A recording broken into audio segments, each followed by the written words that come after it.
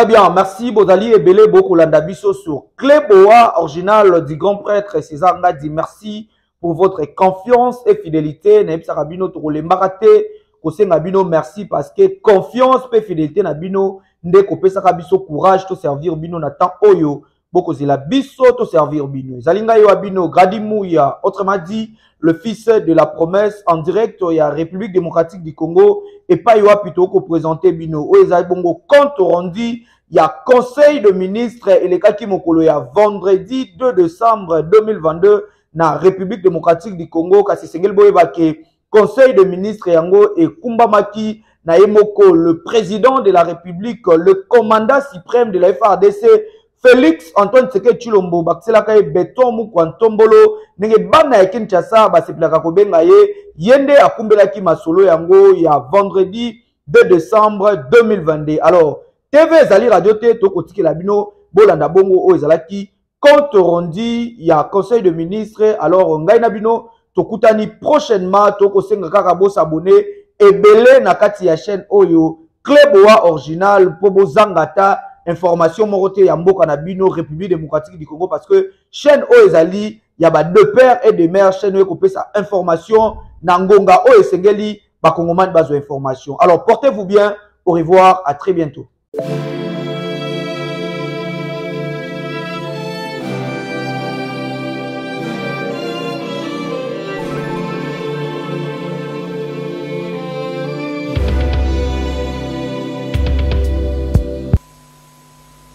Compte rendu de la 79e réunion du Conseil des ministres. Le président de la République, son Excellence Félix Antoine Tshisekedi Tshilombo, a présidé ce vendredi 2 décembre 2022 par visioconférence la 79e réunion du Conseil des ministres.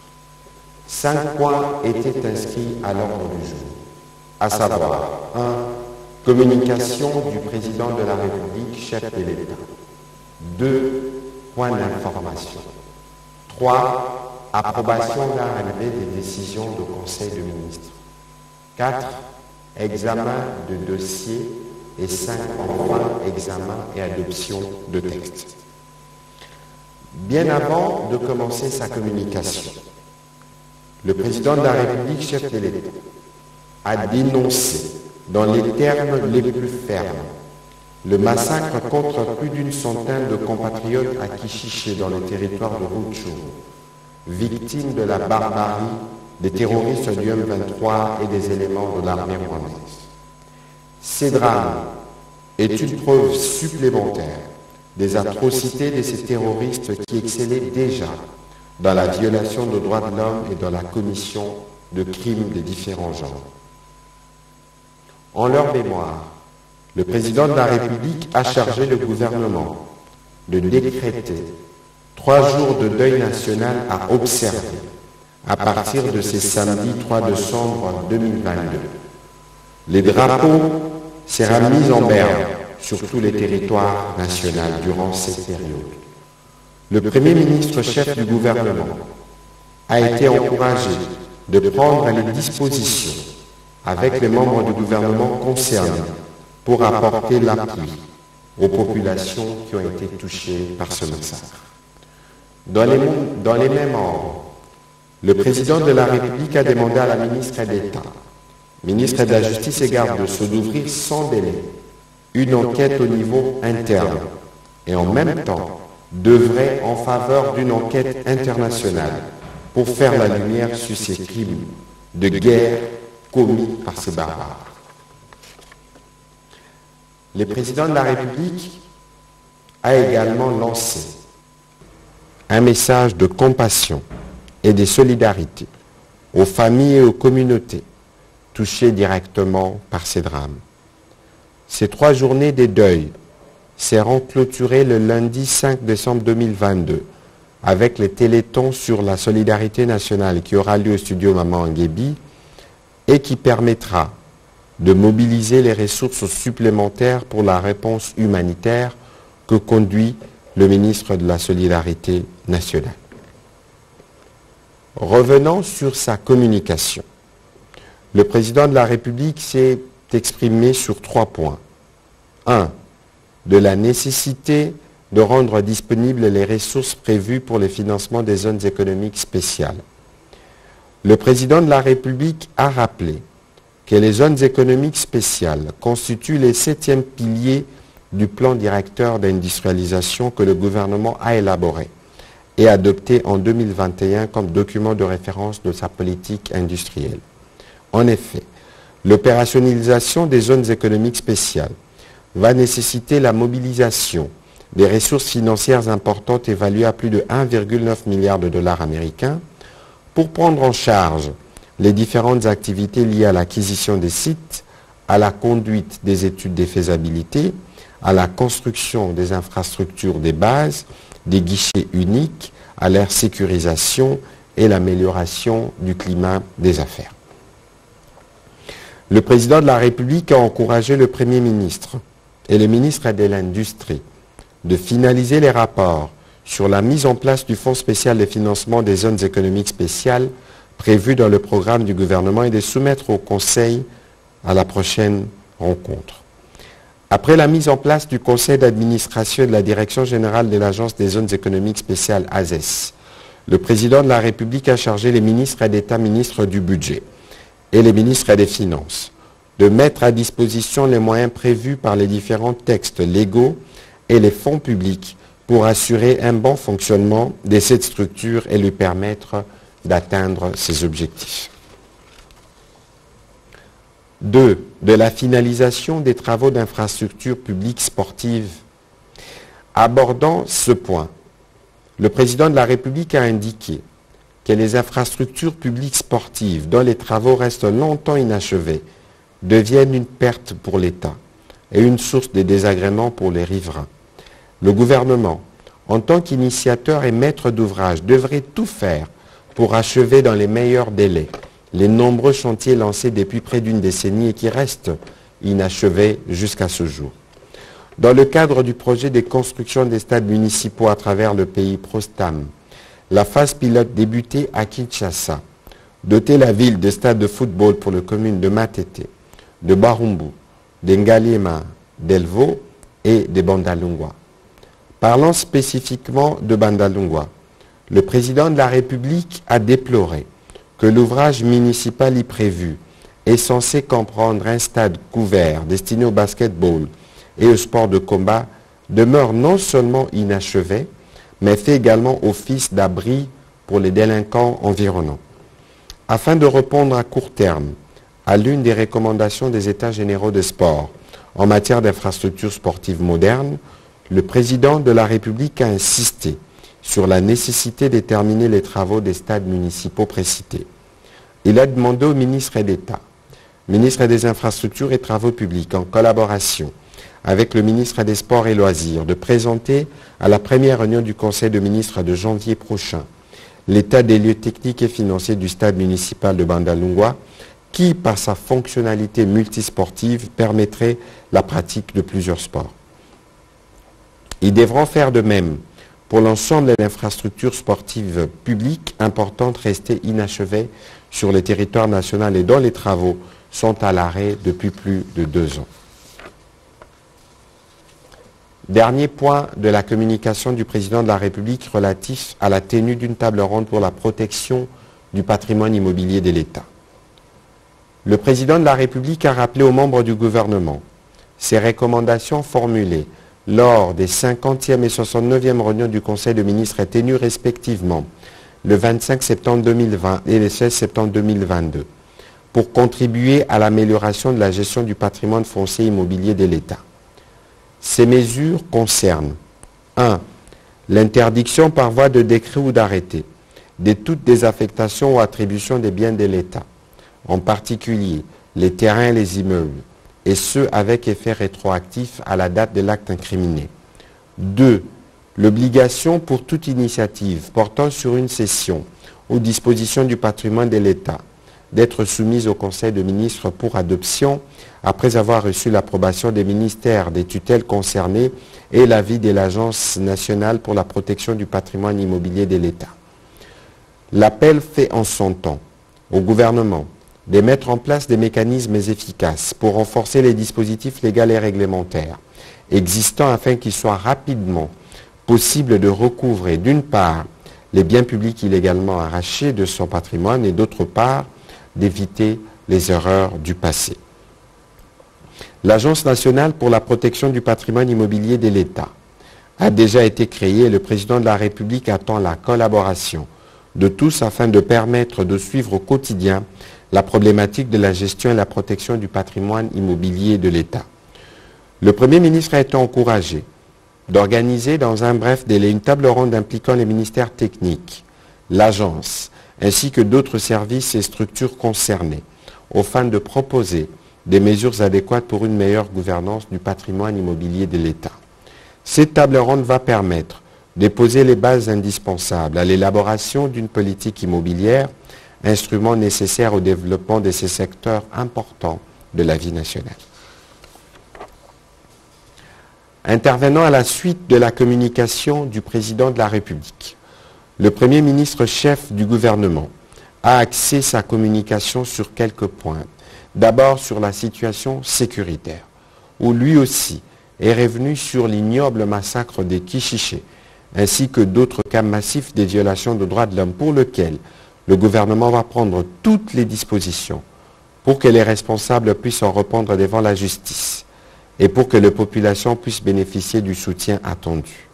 Il s'assurera que tout soit mis en œuvre pour que l'assistance puisse leur être apportée et que le dossier soit rapidement constitué pour alimenter une enquête internationale pour crimes de guerre et crimes contre l'humanité.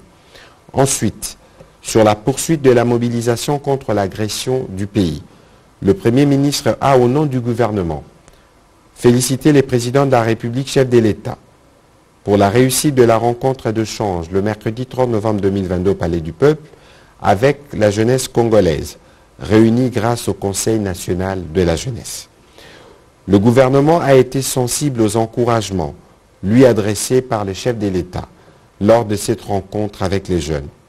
Cette marque de reconnaissance devrait inciter le membre du gouvernement à redoubler d'ardeur dans la matérialisation de la vision du président de la République par l'application rigoureuse et méthodique du programme d'action approuvé par l'Assemblée nationale.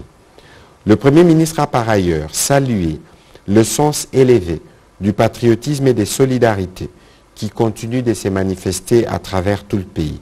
À ces propos, il a salué l'engagement de partenaires des secteurs de l'éducation nationale et de la santé publique qui ont, par un sursaut patriotique, décidé d'élever leur mouvement de grève. Le Premier ministre a renouvelé la détermination du gouvernement à poursuivre les dialogues institutionnels avec toutes les couches socio-professionnelles afin de répondre de façon adéquate à leurs revendications sociales légitimes.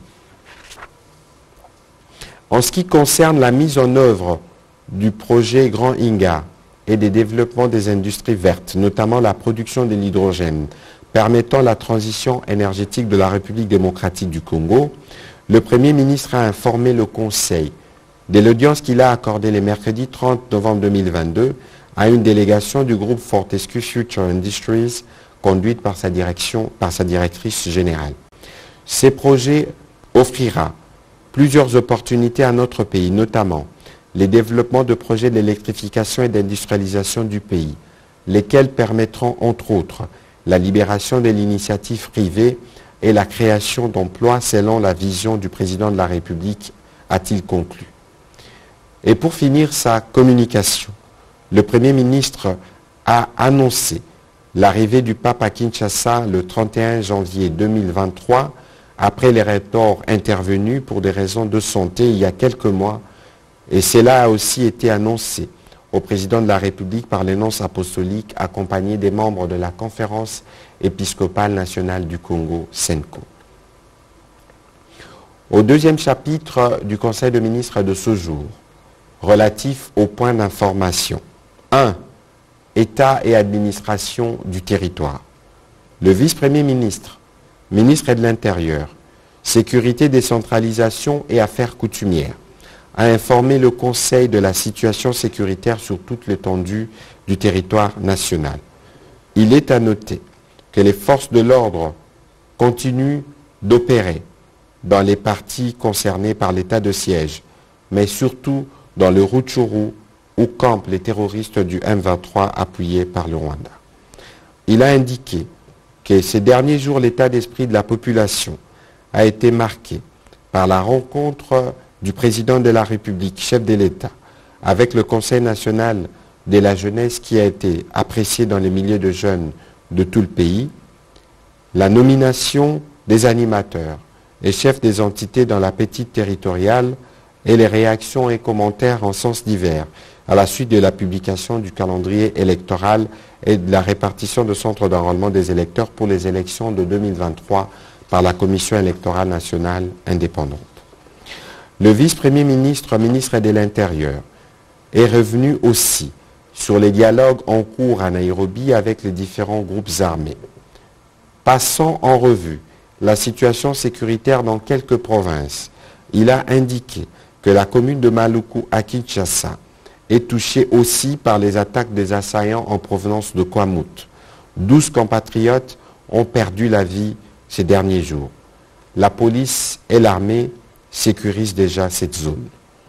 Dans les registres des sinistres et catastrophes, il a informé le Conseil des dégâts enregistrés lors des pluies diluviennes dans les secteurs de Lulelengue, territoire de Fizi, en province du Sud Kivu, faisant écrouler 386 maisons et 73 autres fortement endommagées, ainsi que les inondations de 45 villages et 12 écoles dans la province de la Chopo. À cela s'ajoute l'accident occasionné par une baleinière qui a heurté un bateau moderne à 180 km de Mbandaka, causant la perte en vies humaines et matérielles. Toujours sur ces chapitres sécuritaires, la vice-ministre de la Défense, représentant les ministres en mission, a présenté la situation opérationnelle à l'est comme à l'ouest du pays. Elle a informé le Conseil qu'en dépit du communiqué du mini-sommet de Luanda, l'ennemi a violé les cessez-le-feu en attaquant la position de forces armées de la République démocratique du Congo dans la localité de Kilima au nord de Kishiché sur l'axe Goma-Massissi. À l'ouest, elle est revenue sur les mesures prises pour ramener la sécurité dans cette partie du pays, particulièrement dans les Maïndombe.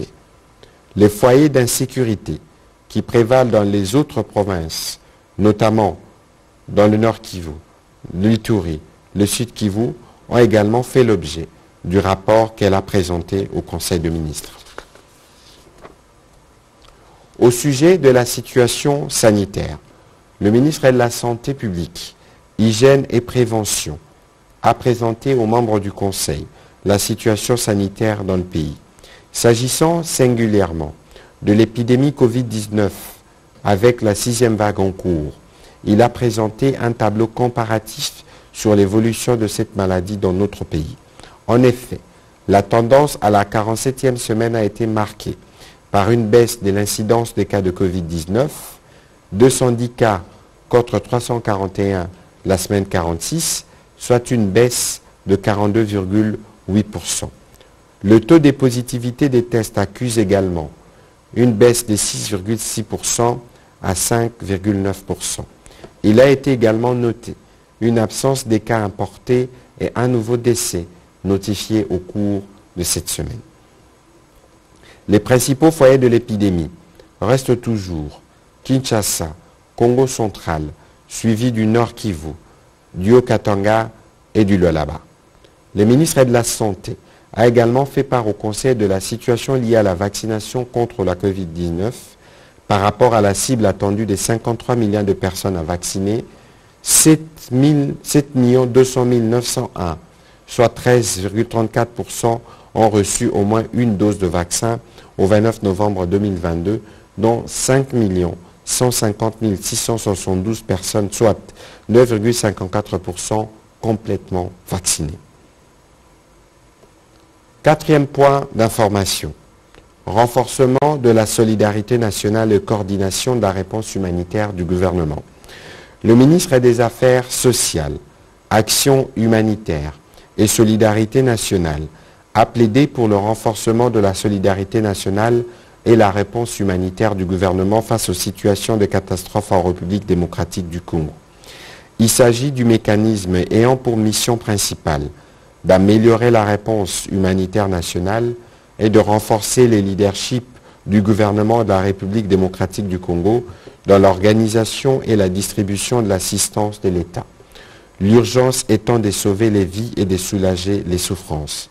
C'est ainsi qu'il s'attelle à l'opérationnalisation de la Caisse de solidarité nationale et gestion de catastrophes. La République démocratique du Congo, étant un pays exposé à des risques de tout genre, dont leur fréquence n'est toujours pas maîtrisable, il est important que le gouvernement dote cette structure des moyens adéquats et nécessaires pour la rendre plus opérationnelle et ainsi permettre au gouvernement de répondre promptement aux besoins des populations sinistrées. Le ministre des Affaires sociales, Action humanitaire et solidarité nationale a été complété à ce sujet par les ministres d'État, ministres du Budget et les ministres des Finances. Le Conseil a pris acte de cette note d'information.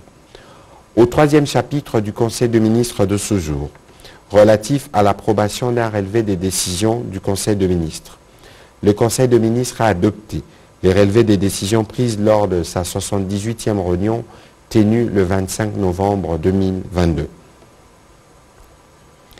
Quatrième chapitre du Conseil des ministres, au sujet de l'examen et l'adoption des dossiers. Un dossier. Situation des finances publiques. Le ministre des Finances a informé le Conseil des performances enregistrées dans la gestion des finances publiques. En effet, les recettes mobilisées au mois de novembre 2022 ont été de l'ordre de 1541,2 milliards de francs congolais sur des prévisions des recettes budgétaires mensuelles arrêtées à 1467,4 milliards de francs congolais, soit un taux de réalisation de 105%. Les régies financières poursuivent leurs efforts de mobilisation de recettes dans la perspective de leurs assignations mensuelles. C'est dans ce cadre que la Direction générale des impôts a mobilisé 1009,9 milliards de francs congolais, soit 125% sur les prévisions de 806,7 milliards de francs congolais. La Direction générale de douane et accises a mobilisé 344 milliards de francs congolais, soit 88% sur les prévisions de 390 milliards de francs congolais. La Direction générale de recettes administratives, domaniales, judiciaires et des participations des GERAD a collecté 187,3 milliards de francs congolais, soit 69% de ses prévisions arrêtées à 207,7 milliards de francs congolais. Les recettes cumulées du 1er au 30 novembre 2022 ont affiché 17 424,5 milliards de francs congolais, ce qui représente 127% de taux de réalisation par rapport aux prévisions de janvier à novembre 2022, attendues de 13 690,9 milliards de francs congolais et 118% de taux de réalisation par rapport aux prévisions annuelles de 14 790,9 milliards de francs congolais.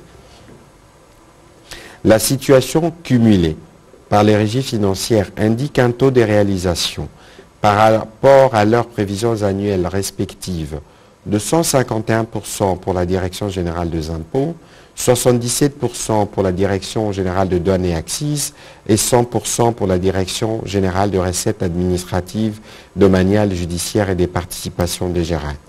En ce qui concerne les dépenses mensuelles, elles ont été effectuées à hauteur de 1898 milliards de francs congolais, couvrant ainsi les dépenses régaliennes de l'État, les subventions dans les rétrocessions aux régies financières et les paiements aux entreprises pétrolières et logistiques. À cela s'ajoute la mise à la retraite de la première vague de 4 406 agents et fonctionnaires de l'État, ainsi que les dépenses sécuritaires impérieuses. La trésorerie de l'État a présenté un solde déficitaire mensuel provisoire de 356 milliards de francs congolais à fin novembre 2022, contre 217,6 milliards de francs congolais en cumul annuel. Il a été entièrement comblé par les marges de trésorerie antérieures et des bons du Trésor. Abordant un autre chapitre, le ministre des Finances a informé le Conseil d'un paiement d'un total consenti de 133,8 milliards de dollars américains en faveur des missions diplomatiques de la République démocratique du Congo. Ils ont concerné, entre autres, les salaires et arriérés relatifs, les contributions aux organisations internationales régionales et sous-régionales, les acquisitions des équipements, notamment les véhicules de fonction aux ambassades et autres services de l'État.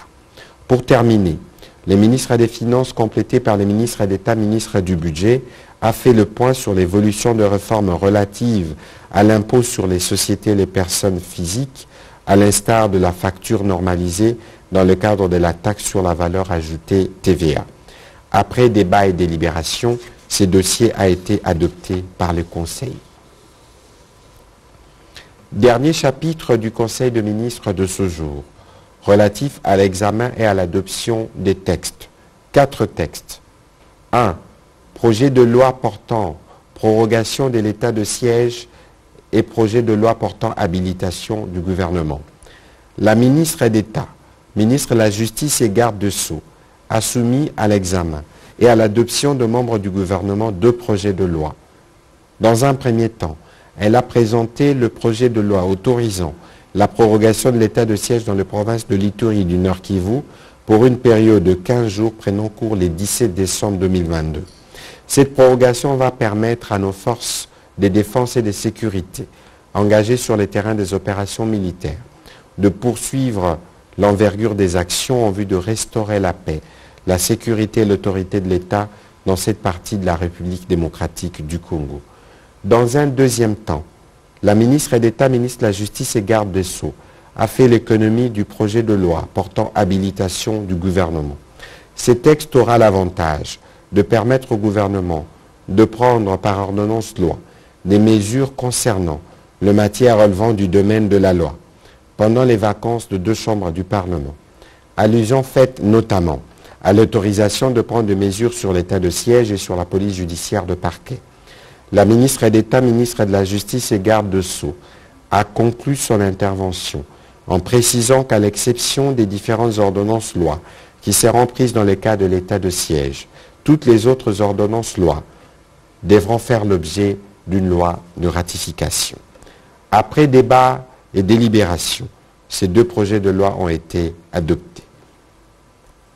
Projet de loi autorisant l'adhésion de notre pays au traité de l'Organisation internationale pour le bambou et le rotin INBAR.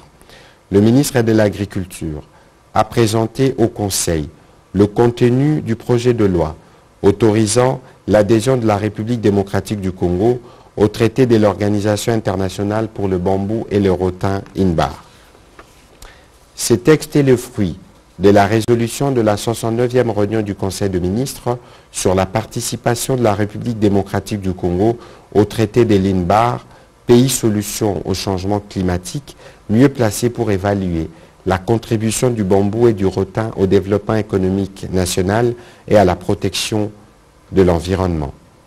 Conformément à l'article 214 de notre Constitution, l'adhésion officielle de la République démocratique du Congo à l'INBAR, dont les statuts et celui d'une organisation internationale, requiert préalablement une loi de ratification afin de permettre de déposer les instruments y afférents. Ceci est d'autant plus pertinent que le gouvernement de la République démocratique du Congo, à travers le ministère des Affaires étrangères, avait le 24 octobre 2022 confirmé la décision de l'adhésion de principe de la République démocratique du Congo au traité de l'INBAR. Après débat et délibération, le Conseil a adopté ce projet de loi. Projet de loi autorisant la ratification de la Convention de l'Union africaine sur la cybersécurité et la protection des données à caractère personnel. Les ministres du numérique a soumis à l'examen du Conseil le projet de loi autorisant la ratification de la Convention de l'Union africaine sur la cybersécurité et la protection des données à caractère personnel. Faisant l'économie de ces projets, il a indiqué qu'à l'ère de l'économie de la donnée, les caractères très stratégiques de cette dernière ne plus à démontrer. C'est ainsi que tous les pays avancés prennent ou ont pris des dispositions afin de maîtriser leur cyberespace et les protéger contre toute forme d'attaque ou de nuisance. La République démocratique du Congo, qui a fait du numérique un levier de développement, ne peut demeurer en marge des exigences qui accompagnent le développement d'un écosystème numérique. Il a rappelé qu'au cours de la 73e réunion du Conseil des ministres, le gouvernement avait pris connaissance de la stratégie nationale de cybersécurité pour permettre à notre pays de bâtir et disposer d'un écosystème cybersécurité solide et résilient qui sera capable de faire face aux cybermenaces multiformes et en croissance constante. La cybersécurité vient ainsi renforcer significativement la confiance pour tous les utilisateurs du cyberespace congolais.